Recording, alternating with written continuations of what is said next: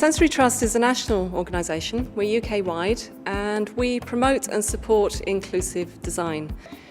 And our concern really is that there are many people who don't have easy access to outdoor spaces. And that is particularly when you think about disabled people and older people.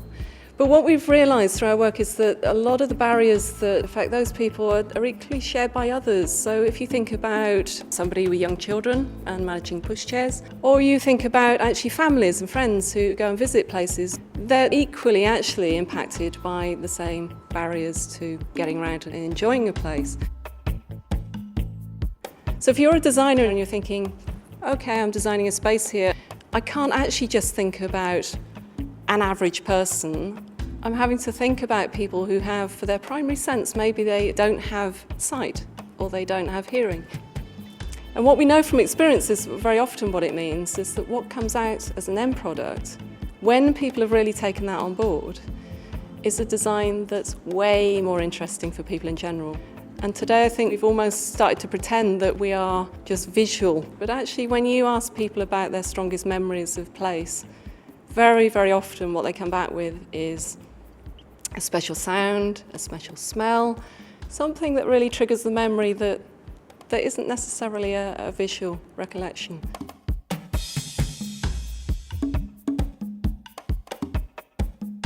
An inclusive design means two things, I think, to us. It means technically making sure that places are accessible. That means people can get to them. It means people can get around them. So it means thinking of ramps as well as steps. It means thinking of accessible toilets. It means thinking, have we got some routes that are actually easy for people to get around? Are the surfaces non-slip and level and easy for wheelchair users and for pushchairs? And it means thinking about things like, if you are visually impaired, how will you know if you're approaching a set of steps? How do you know if there are hazards there that may be an issue for you? So there's a lot of technical detail that needs sorting out, and now we have legislation, we have DDA and we have Part M, and that's all helped a lot to define what those things need to be. But in our view, if people simply stick to the DDA, I think it has the danger that we end up with designs that treat disabled people, for example, as a specific group of people, instead of thinking that they are just part of the crowd. And really what we're doing is designing places so that whoever you are, whatever age you are, you can use and enjoy these spaces.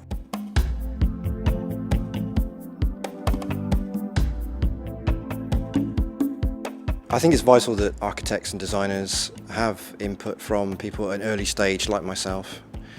Working from a rule book is all very well, but just because you've been taught how to make a door a certain width doesn't necessarily mean that everything else surrounding it will be accessible or even fundamentally inclusive, which is quite an important thing. Just simple things like the way light is reflected or the sound of something can be quite important to somebody with a sensory impairment.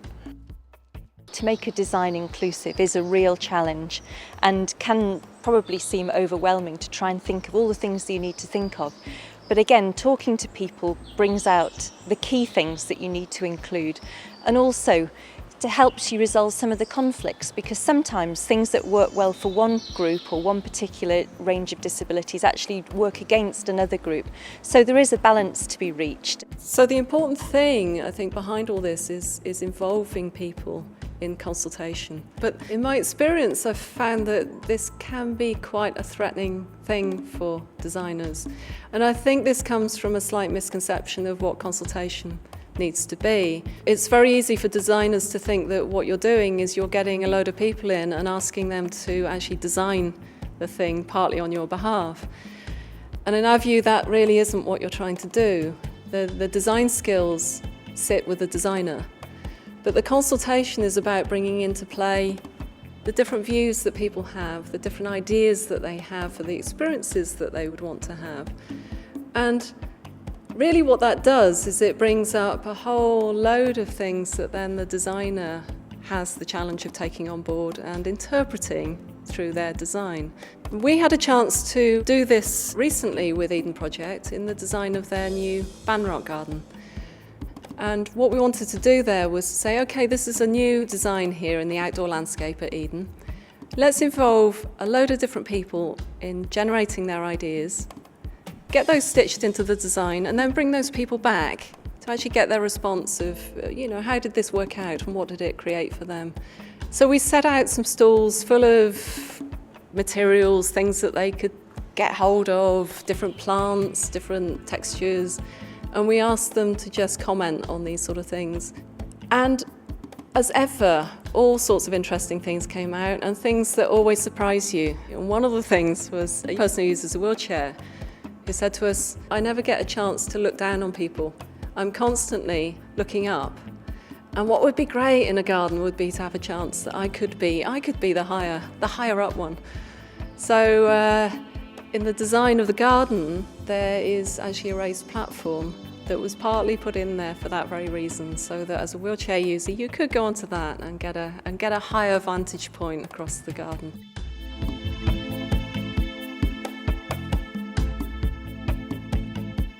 When we first came to Eden, our first trip from the top of the hill down to the bottom, two of us came. I was in an electric chair and I had a friend who works with me in a manual chair.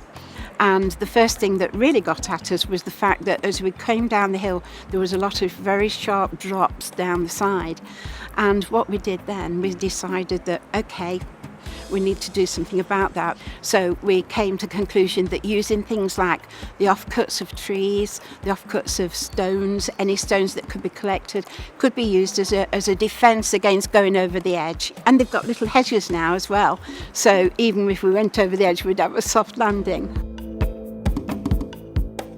In the early days with Eden, I think we focused particularly on some of the technical issues. It won't surprise anybody who knows the site that it's quite physically challenging. And a lot of the issues for early visitors here was simply to do with fatigue and getting very tired going around the project. And that's particularly impacting older people.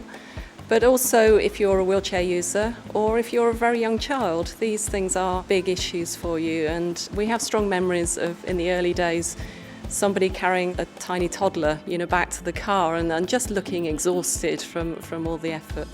So we've put a lot of attention to things like transport. We've looked at how do people get to Eden easily. There are easy access buses now that directly link to the stations, for example. We've also looked at the on-site transport, and there's a land train that takes people from the visitor entrance right down to the bottom of the site and back up again, and that is wheelchair accessible. The train's important to me because I can't walk the long distance, but if it wasn't there I would have to walk up all the paths, and the paths do get quite long and tiring because they're quite steep. And with the train it's handy because if you go down it's alright, and then when you're coming up, if you've just been skating or something like that and your legs are just dead, then it's cool because you just jump on and get on the way up, and then you've just got to walk a little way and then get on the car and then go home. Now in more recent years we've had a chance to work with Eden on one of its big capital build endeavours, which is the building of the core education centre. And this was a chance really for us to get involved in the planning and design and all through the construction of that building. And when we did that, we really wanted to look at how do you integrate something like inclusive design into the whole planning system. So one of the things we looked at as a target was the way that people would move in and out of the building, and particularly in terms of emergency egress. Now with a multi-level building, you would quite often find that the emergency egress for a wheelchair user would involve going out to a refuge. And this is somewhere where you have a platform outside a door, and you would rely on someone from the rescue services actually assisting you to leave the building. Now, in our view, although this is quite permissible with the legislation, in our view, the ethics of this are kind of questionable. And we wanted to have a building where anybody using it would feel that they are entering and leaving it really on an equal basis. And what we've achieved then is really through the landscape architects and the architects working very closely together with the whole of the design team, was to look at quite creative ways of using landform as a way of ensuring that really whatever level you are on in the building, you are able to go in and out at ground level outside. Now we also have a lift in place, but the other thing that we've realised is that, and there are occasions when the lift does break, but if it breaks in this building, it kind of doesn't matter, because if you're a wheelchair user, you can get around the outside. And I think what we've realised from it also is that it's made for a more beautiful building. It's meant that there's a very nice integration between inside and outside. And really it's become something that's very equitable for different people using it. And you don't notice it. So that's the thing about inclusive design, I think, is that really it's kind of invisible that all this amazing effort and all this extra thinking and all this creativity has been put in play. Really what you end up with is just something that's better.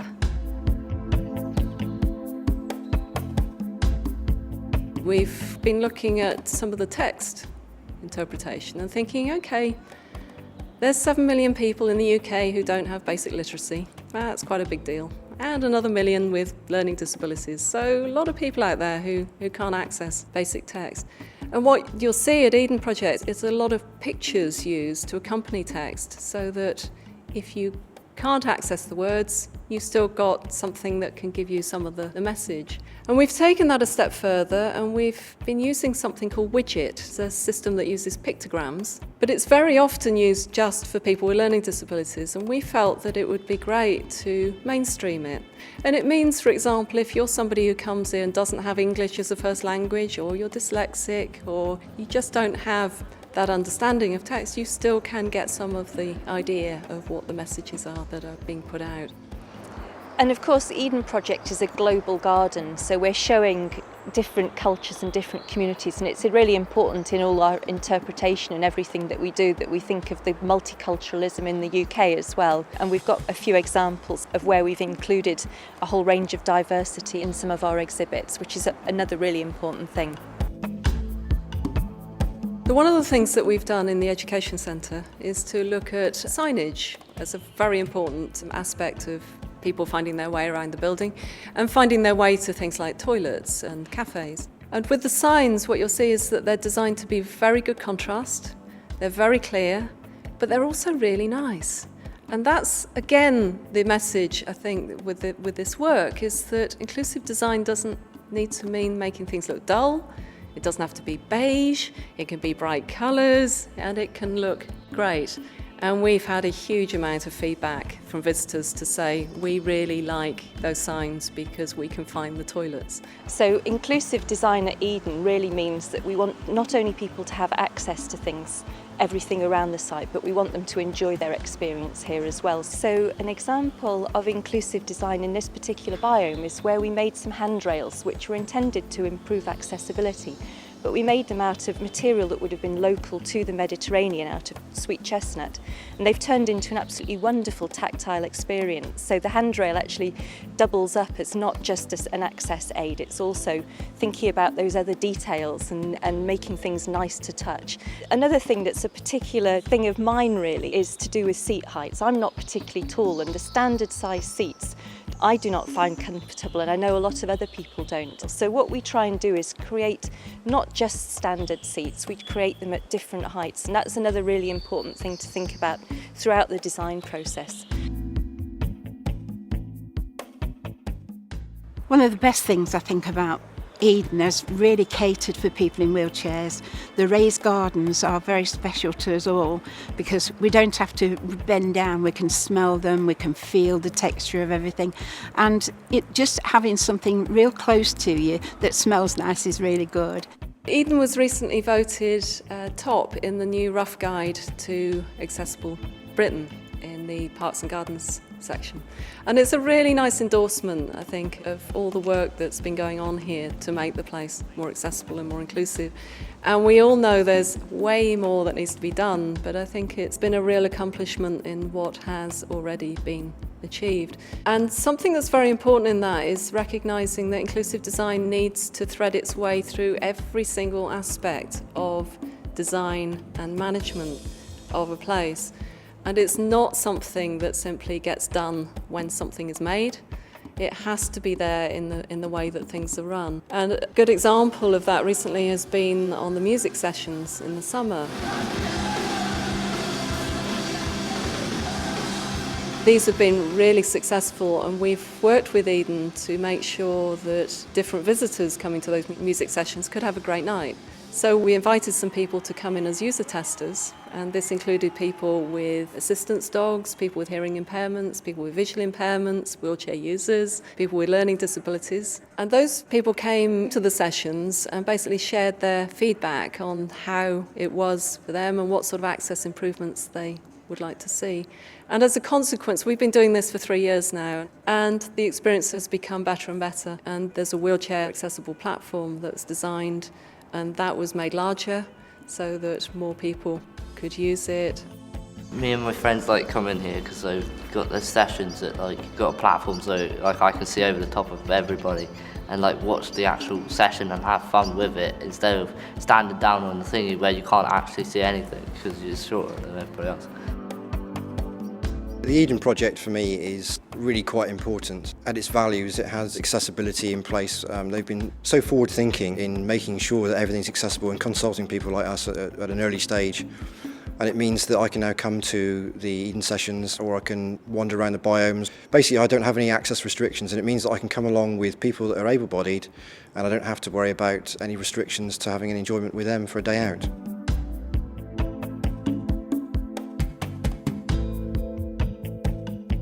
The Eden Project certainly is one of the most accessible places in Cornwall, and I think it's quite renowned for its accessibility and inclusiveness. There are many big recent developments that just basically have had the tokenistic approach whereby the people have been involved too late in the process. So I think the Eden Project is certainly leading the way in the way it makes people with disabilities part of the process.